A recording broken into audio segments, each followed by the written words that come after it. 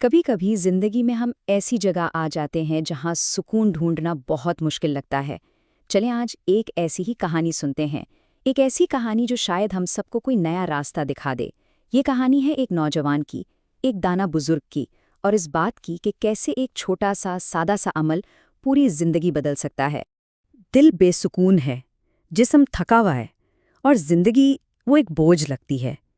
یہ آواز اس نوجوان کے دل کی ہے جو اپنی ہی زندگی کی مشکلات میں کہیں کھو گیا ہے، اور یہ احساس ہم میں سے بہت سے لوگوں کے لیے انجان نہیں، جب سب کچھ مشکل لگنے لگتا ہے۔ بس یہیں سے ہماری کہانی کا آغاز ہوتا ہے۔ تو مسئلہ کیا ہے؟ کہانی کا مرکزی خیال کیا ہے؟ وہ ہے ایک نوجوان جو زندگی سے تھک چکا ہے، مایوس ہو چکا ہے، اور بس اپنی تکلیف کا کوئی حل ڈھونڈ رہا ہے۔ تو ہوتا یوں ہے کہ یہ نوجوان جو بالکل مایوس اور بیمار ہے، اپنے گاؤں کے ایک بزرگ کے پاس جاتا ہے، مدد مانگنے، رہنمائی لینے۔ یہاں ہمارے دو کردار ملتے ہیں، ایک طرف ایک ٹوٹا ہوا نوجوان اور دوسری طرف ایک دانا بزرگ، اور ان کی یہ ملاقات ہی اس کہانی کا سب سے اہم موڑ ثابت ہوگی۔ لیکن اس نوجوان کی مدد کرنے سے پہلے یہ جاننا ضروری ہے کہ یہ بزرگ آخر ہیں کون؟ ان کی حکمت کا، ان کے سکون کا راز کیا ہے؟ چلیں پہلے ان کی زندگی پر ایک نظر ڈالتے ہیں، جو ایک بہت ہی سادے لیکن بہت گہرے معمول پر چلتی تھی۔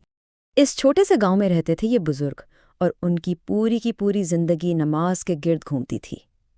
ان کی یہ لگن دیکھ کر گاؤں والے اکثر حیران ہوتے تھے، لیکن اصل میں یہی تو ان کے سکون اور ان کی دانائی کا راز تھا۔ تو ان کا معمول تھا کیا؟ سب سے پہلی چیز، فجر کی اذان سے بھی پہلے اٹھ جانا، روز بنا ناغہ۔ یہ نظم و ضبط ان کی زندگی کی بنیاد تھا۔ اٹھنے کے بعد دوسرا قدم ہوتا تھا وضو، جو صرف جسم کی صفائی نہیں ہے بلکہ روحانی تیاری بھی ہے۔ یہ ان کے روز کے معمول کا ایک لازمی حصہ تھا۔ اور پھر تیسرا قدم، مسجد کا راستہ لینا، ہر روز۔ یہ سفر ان کے عزم، ان کی مستقل مزاجی کی نشانی تھا، ایک ایسی چیز جو ان کی زندگی کو ایک ترتیب، ایک ردم دیتی تھی۔ تو جب نوجوان نے بزرگ سے پوچھا تو بزرگ نے اسے کیا بتایا؟ نماز آخر ہے کیا چیز؟ چلیں دیکھتے ہیں کہ ان کی نظر میں نماز صرف ایک رسم سے بڑھ کر کیا تھی۔ بزرگ کا جواب بہت سادہ تھا۔ انہوں نے کہا، نماز اللہ کی یاد ہے، اور اللہ کی یاد دل کو زندہ رکھتی ہے۔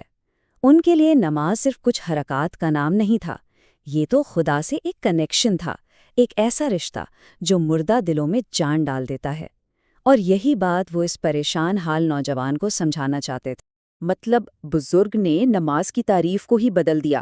انہوں نے سمجھایا کہ یہ صرف جھکنے اور سجدہ کرنے کا نام نہیں، بلکہ یہ ایک مکمل پریکٹس ہے، ایک ایسی چیز جو جسم اور روح دونوں کے لیے ہے، ایک ایسی اپروچ جس سے نماز کا پورا تصور ہی بدل جاتا ہے۔ اور جسم کے لیے کیسے؟ دیکھیں، پہلے کھڑا ہونا، پھر جھکنا، پھر سجدہ کرنا، یہ جتنی بھی حرکات ہیں یہ جسم کو ایکٹیو رکھتی ہیں، خون کی گردش بہتر کرتی ہیں۔ صحیح معنوں میں دیکھا جائے تو یہ جسم کے لیے ایک مکمل ورزش ہے۔ اچھا، تو اب واپس آتے ہیں اس نوجوان کی طرف۔ بزرگ نے اسے یہ سب تو سمجھا دیا، لیکن اب آگے کیا؟ اب وہ اسے اس حکمت کی بنیاد پر ایک عملی راستہ دکھاتے ہیں۔ بزرگ نے بہت پیار سے مشورہ دیا، کہا، نماز کو آزما کر دیکھو، بس نیت صاف رکھنا، وقت کی پابندی کرنا، اور سجدے میں اپنا دل کھول کر رکھ دینا۔ اور بس یہی وہ ٹرننگ پوائنٹ تھا۔ اس نوجوان نے بزرگ کے مشورے پر عمل کرنا شروع کر دیا۔ اس نے نماز شروع کر دی، اور چند ہی دنوں میں ایک تبدیلی آنا شروع ہو گئی، ایک ایسی تبدیلی جس کی اسے توقع بھی نہیں تھی۔ سب سے پہلی چیز جو بدلی وہ تھی اس کے اندر، اس کے دل کو سکون مل گیا۔ وہ بے چینی جس نے اسے کھا رکھا تھا وہ آہستہ آہستہ ختم ہونے لگی، اور جب اندر سکون آیا تو اس کا اثر باہر بھی دکھا۔ اس کے چہرے پر ایک نور، ایک چمک آ گئی۔ یہ چمک اس کے اندرونی سکون کی نشانی تھی۔ اور پھر اس کی جسمانی صحت وہ بھی بہتر ہونے لگی۔ وہ بیماری جس نے اسے اتنا مایوس کر دیا تھا اب وہ بھی ٹھیک ہو رہی تھی، اس کی شفا مکمل ہو رہی تھی۔ تو اب کہانی کے آخری حصے میں ہم دیکھتے ہیں کہ اس نوجوان کو آخرکار سمجھ آ جاتا ہے کہ نماز کی اصل حقیقت کیا ہے، اس کا دل کس چیز پر آ کر ٹھہرا۔ اب اسے ایک نئی سمجھ حاصل ہوئی۔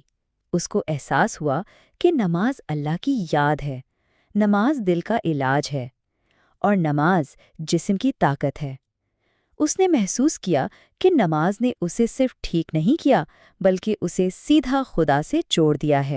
اور پھر اس کے دل سے یہ بات نکلی، جو نماز کو تھام لے اللہ اسے کبھی نہیں چھوڑتا۔ اور یہ اس کہانی کا سب سے خوبصورت حصہ ہے۔ یہ بات بزرگ نے نہیں کہی، یہ اس نوجوان کی اپنی دریافت تھی، ایک ایسی سچائی جو اس نے خود اپنے تجربے سے سیکھی تھی۔ تو آخر میں یہ کہانی ہم سب کے لیے ایک سوال چھوڑ جاتی ہے، ایک بہت اہم سوال، کہ روحانی سکون آخر ملتا کہاں ہے، اور ہم اس تک پہنچنے کے لیے کون سا راستہ چنتے ہیں۔